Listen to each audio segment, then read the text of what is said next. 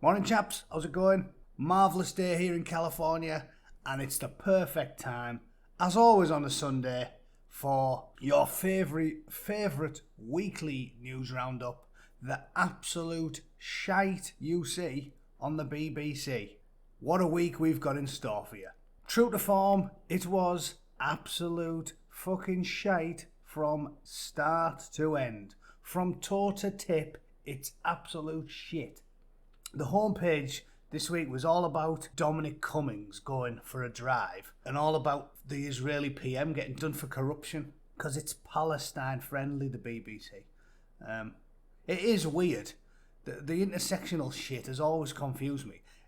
How they've managed to square the circle of putting, like, you know, the LGBTQ++, I don't know how many fucking letters it is these days, how they've managed to put them in the same little love fest with radical Muslims is fucking beyond me. Like, those people get on less well than me and my brother. And my brother makes the one on Kes look fucking nice. He would feed me into the wood chipper if he thought he could get away with it. Ridiculous. So, let's get fucking started. The worst thing about this furore is the bloke. Everyone knows I like Dominic Cummings because he's from the northeast. He's a Durham lad. So I'm already in his fucking camp. Self-made man. Doesn't have millionaire parents. He got there because he's obviously switched on, which is why our political class obviously hates him, to the point where even Tory MPs, shitbag weasels that they are willing to see the back of him because he tells them cunts what's what. They've loved this, the BBC. They've been going on about it all week trying to get him to quit. He did fuck all wrong. He lives in the northeast. His family is from the northeast. I don't think he's done anything wrong because I don't think the quarantine's anything right about it. But basically, they thought his missus was sick, so he drove up to see her. Like, if you're in a car by yourself driving, who gives a fuck where you go? And as far as I'm aware, they only ask for common sense with regards to your travel arrangements. Don't make unnecessary journeys. Well, if your wife's fucking sick, that's a fucking necessary journey, isn't it? And these cunts who whinge about it, you know for a fact they'd be in the car and out there straight away themselves. So it's total bollocks. It's a non-controversy, stirred up for purely political reasons by lefty arseholes who I'm certain would do the exact same thing, and career politicians who, as usual, are fucking looking out for themselves. Look, while as a father and a grandfather I fully appreciate Mr Cummings' desire to protect his child, there cannot be one law for the Prime Minister's staff and another for everyone else. Well, it wasn't the law.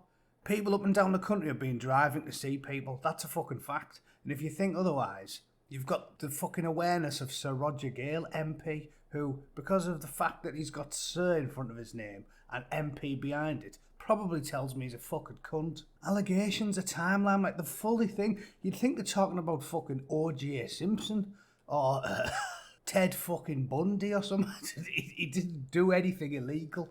There is no law against driving quite far to see your wife and kids, and there never should be. If you think of yourself as a libertarian-minded chap and you think there should ever be a law against a free-born man going for a drive to see his wife and kids, you're a fucking cunt. So this is a non-story. That's why the BBC like it, because of political motivations. If Diane Abbott had took a 200-mile drive, I don't think you'd be hearing very much about it from these twats. Although, Diane Abbott probably can't drive. She couldn't fucking navigate a Tonka truck around one of those fucking play mats, because she's got the IQ of a pork pie, that daft fat fucker. So, yeah, we'll take that one back. David Lammy, he can probably drive. I bet he's got a nice car as well, the posh twat. This one, right, again, it's Mega Mohan who I've talked about. I love Mega. I've talked shit about Mega loads because she's a fucking mad cunt. But this is, how can you slag the coppers off for this, right? I do not agree with the lockdown, and I never have. But it says, coronavirus. They grabbed my breasts and said, you're not a woman, as if it's the crime of the century, right?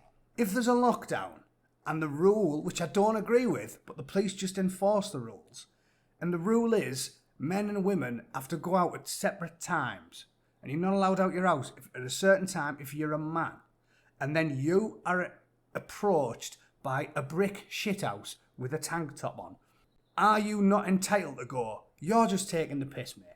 Like, seriously, if they had ladies' night in my local club and said, oh, women drink for £1 cheaper. Well, not just me, but every hairy-arsed fucking Geordie in a 10-mile radius would be driving down to get in there for the cheap booze. And they would be willing to do that and put a wig on and a bit of lippy to get cheap ale. And the bouncers would be perfectly entitled to say, fuck off, Popeye, you're not coming in. I'm sorry, but I'm not having a go at this cunt. I'm not anti-LGBT, not really. But, because I'm a liberal person, I'm maximum freedom, and I think you should be allowed to do whatever you want. But they're just enforcing the rules. It says lockdown in Panama is strictly enforced. Men are allowed out one day and women the next. This is being used as an excuse to harass the trans community. You can't blame them that they're enforcing the law. It said one Wednesday, Monica fancied making some marinated chicken in a rich, spicy tomato sauce. I like the way she goes into real detail there. Like, she can cook really well, therefore definitely a woman. So they have Monday, Wednesday, Friday, women. Tuesday, Thursday, Saturday, men. So she is out on the Women's Day. We can't serve you, Monica. The police said we can only serve women today. What's wrong with that? Look at Monica. Look at Monica. Fucking hell. Gnarled forearms. You can't have a go at these people. They're enforcing the rules, right? Simple. It's not transphobic. My booze analogy's a good one. 3 days a week women, 3 days a week men. If it's a fucking Women's Day and that rocks up and goes, 12 tomatoes please, darling, you're gonna go, fuck off mate, you're taking the piss, aren't you? Not having a go at the cunt, I'm not. But there's rules, and you can't blame anyone for thinking you're just trying to get round the rules. Because I'd do it. Therefore, if there's a pub down the road that said we only serve women, I'd fucking put the dress and the lippy on and fucking march in there, scratch my balls and say, 3 pints of fucking lager please mate. COVID cases traced to a church service in Germany. Yeah, they're all mourning because they reckon 40 churchgoers who attended a service after lockdown was eased have contracted coronavirus. So get back in your houses, you fucking maggots, and wait for the government and Frau Merkel to tell you what you're allowed to do. Fuck, what a load of shit. I seen one a couple of weeks ago that all these fucking Muslims were fucking kissing the imam's feet because they thought it prevented coronavirus, but they weren't interested in telling us about that on the BBC. One might also think they've got a bias even regarding which religions they criticise. Yeah, we know that up and down the country they've been packing the fucking mosques out, but they don't give a flying fuck about that. Yeah, so no, again, don't care. The BBC embraces this authoritarian claptrap. Nobody with any sense cares about this fucking shit. If you want to go to church, go to fucking church. Who cares? As we've discussed, the fatality rate's about the same as H1N1 and SARS. It really is. And we didn't lock the country down and tell people they weren't allowed to go and see their wife and kids or go to church with either of them fuckers, did we? So, who cares? I'm sick of fucking talking about it. And they wouldn't be talking about it if this was at the fucking Finsbury Park Mosque, would they? A young lass got shot in Blackburn, and they're obviously paying tribute to her, Aya Hashem. I just wanted to quickly mention it because it is fucking shocking when a 19-year-old gets shot. But I would simply point out, yeah, that it's more to do with the rich cultural tapestry that we've imported to the UK. It's unlikely to have been a 60-year-old man, you know, on his way to get some stock up on Yorkshire tea bags and then just decided to whip out a piece and blast a few people. They have got the suspects who are aged 19 and 39, but it looks like the BBC don't want to tell you who they are or what they look like. I'm sure they're not going to be called Alan Brown and Bob Smith. I'll just put that out there. That's a gamble I'm willing to put money on. In fact, that's annoyed me so much, I want an answer to that question right now. Because why, in this whole story, again, I'll put all the links in at the end, there's no mention of who did it. It just says 3 men aged 33, 36 and 39 are from Blackburn have been arrested on suspicion of murder and are in custody. But they won't tell me in this fucking story who it is or what their names are. And I happen to know that when you get arrested for murder, they very quickly put the pictures up. If those 3 men were like blonde-haired, blue-eyed, pasty white boys from fucking Edinburgh, they'd be on there. So let's find out. If I just let's have a Google. I want to know. See if I'm right. Lancashire Constabulary told me. Detectives investigating the murder of Aya Hashem have charged 5 people. 5 now. Earlier today, Feroz Suleiman, Akuga Bahia Satia, Uthma Satia, Judy Chapman, and Kashif Manzoor have all been charged with murder and attempted murder. So, I was nearly right. Of the 5, Judy Chapman sounds like she might be a local girl. So yeah, that's why the BBC didn't want to tell you. Because it was fucking Feroz and Abu Kaya and Uthman who shot the poor cunt. It's just flagrant. BBC. 3 men aged 33, 36 and 39. The bastards. If it was 3 white blokes, the BBC would be as transparent as a prostitute's nightdress. There'd be up there pictures of all 3 of them in glorious technicolor. But as it stands, it was 3 blokes called fucking Abuki or something. So they're as transparent as a fucking nun's knickers, which are made out of iron. Chastity knickers. Well, you knew it wouldn't be long before I got onto some trans shit, did you? It's like the Bisexual Birds with Cocks News Agency. Yeah, that's another acronym for the BBC. I've done loads by now, haven't I? I'm very aware of my body changing in lockdown. Fucking, they are howling, some of them, aren't they? Howling. I don't want to sound shallow. They managed to simultaneously look like the prostitute and the truck driver that stabs them, merging in one form. It's fucking, that one in the middle's howling. She probably has to, if she was on parade in the Royal Marines, she'd be shaving 3 times a fucking day. Christ, on a bike. It says, despite the lockdown, you're probably still seeing photos of perfect manicures, fillers and toned abs.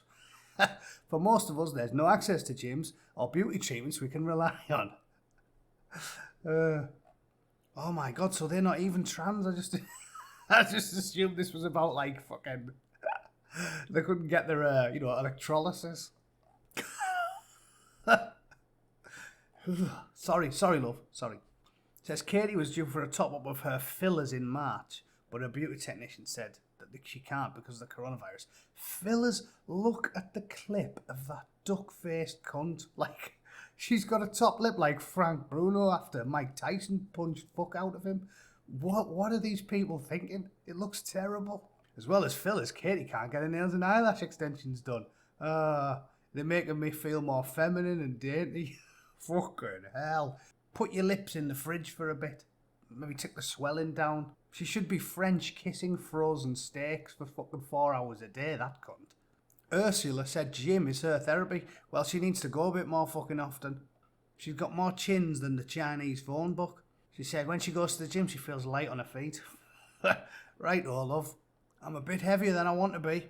Fortunately, Ursula is able to spend lockdown completing her personal trainer course. Well, that's great.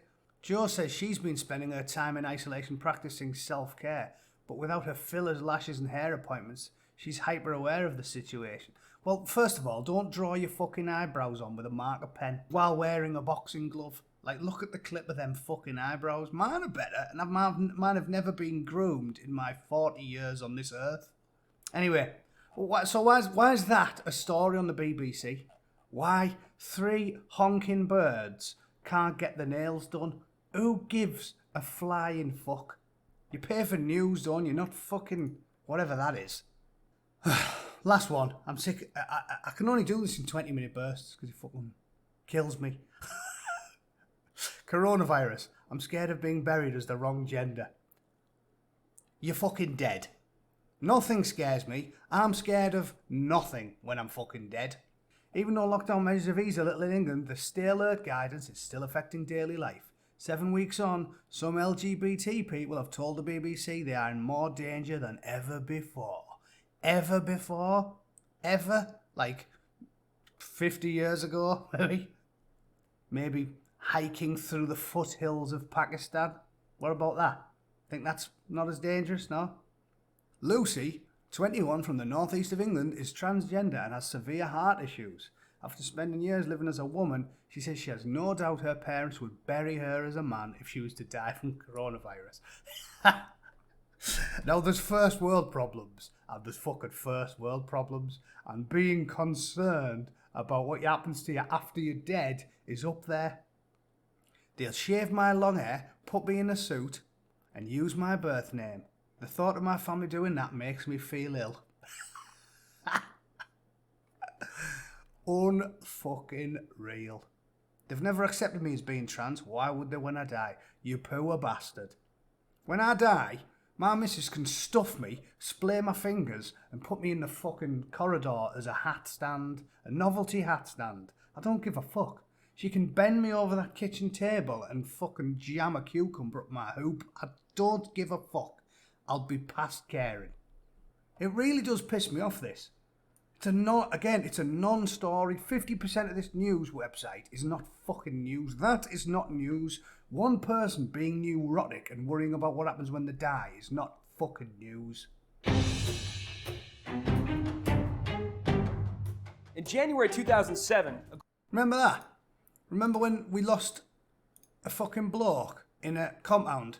So, a load of Royal Marines, my chums, had to jump on an Apache and sit on the wings of the cunt to get to Matthew Ford's body.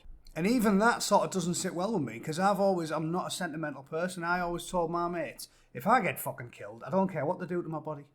I don't give a fuck. Preferably, I'd like to be stuffed with explosives and dropped on a fucking mosque in Iraq. But if they can't do that, just leave me. I don't think it's worth risking anyone's life to get to a body. But Matt Ford died, and they put real effort in to get to his body because it'll help his family. That's important. That isn't, is it? It's not important. No one fucking cares. Actually, that last one reminded me, I'm going to end on this. If you're in the UK and you have any interest in military shit, you should check out the series Behind the Lines on the iPlayer. It's quality. Really, really good. I massively recommend it to any people who are interested in military training stuff. It just follows a load of bootnecks going through the mountain and Arctic warfare cadre it's mountain leaders course basically. It's fucking hard, and it's great watching tough, stoic, baggy-faced, mustached commandos going through the training in the 80s. Like, it's always got a little bit easier every year, I think. Like 1985 they were rock. I went through in 1999. It wasn't the same. It was tough, but it wasn't like they had it. And then 2009 I seen the Follow the Troop through, and it looked a bit fucking gay. And then I seen one about 3 years ago that was ridiculous. I only watched one episode, and it was, fucking bespectacled, soft-skinned woofers going through the training with some fucking morbidly obese DL training them. It's depressing to see how far we've fallen. So stuff like this really puts a smile on my face, and I heartily recommend watching it. It's really funny watching the camaraderie and the bands they have whilst getting fucking tortured. They go like through a 10-day survival X, and have to eat stoats and shit. It's funny. It's funny. For Americans, it is on YouTube as well under the Royal Marines channel. They've got all episodes. It's just slightly less good quality, but it's definitely worth watching. I'll put some links in the comments if you're interested in military sort of shenanigans. It's definitely worth checking out, and it made me laugh. Not quite as much as the BBC did this week, but nearly. I'll be back in a week to talk more about ill trans people and ill women and ill Muslims and whatever else the BBC wants to tell us that isn't fucking news, frankly. But there you go. Beggars can't be choosers. And I fucking promised I was going to stick with the BBC for this series, so that's it. I'd fucking love to just shut it down and go on to, I don't know, the Daily Mail website. But that wouldn't be cricket, now would it? See you next week. Cheers.